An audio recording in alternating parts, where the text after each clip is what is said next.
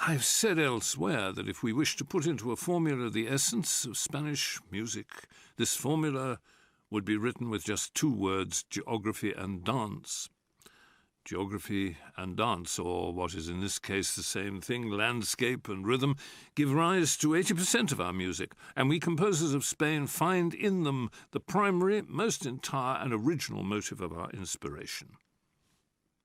Leaving aside for now the influence of the medium itself, that's to say the possible transmutation into art of the sounds of one particular geographical location, or the evocation of a city by the action of this same art, something which would open before us an astonishing map of sonorities, let us for a moment fix our attention on the second of the constituent elements of our music, on the second word of the formula chosen to exemplify Spanish music, the dance.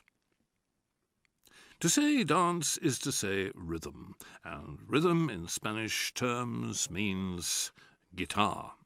But what precisely is this guitar? What kind of instrument is it that the composers of Spain hear in their moments of greatest intensity? It is, as I've said before, a strange instrument, gigantic, multiform and fantastic, an instrument which has the tail of a piano, the wings of a harp, and the soul, in fact, of a guitar. This phantom, this impossible sonority, created by the imagination of the Spanish musician, is what inspires our music. One hears within it a strange and rare piano, which in the last resort is not a piano, and an original and unique orchestra, which is not an orchestra either. But it is this orchestra and piano which show the measure of our originality.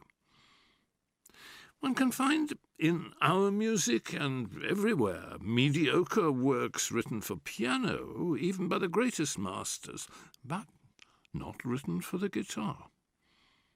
This fact has given me cause for thought not a few times, and in it I find the theory I've expounded for many years confirmed.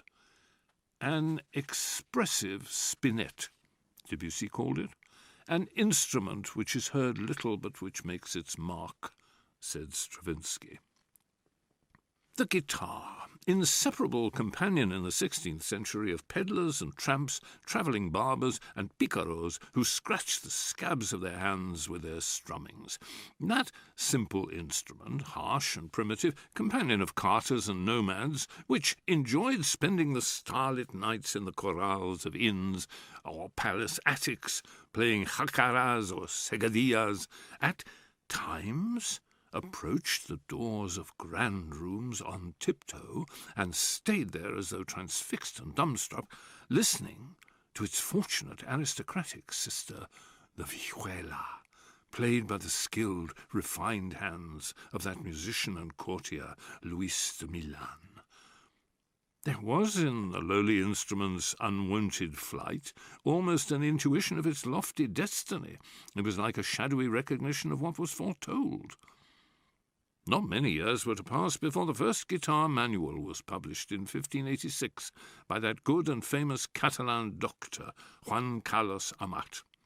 "Doctor and musician, when God deigns to improve my lot," he said of himself.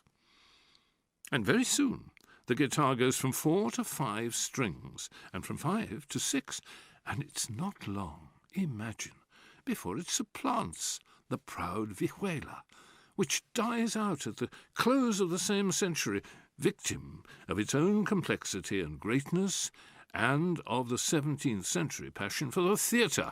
Room will be found in the latter for the guitar which does not mind accompanying the brazen dances of the players.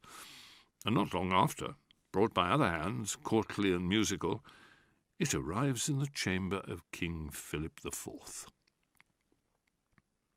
From Gaspar Sanz to Sor, it is but a step, and but one more from Sor to Tárrega. This mere yesterday opens its gates to the joyful present day, the splendid and mature reality of the most Spanish of all instruments.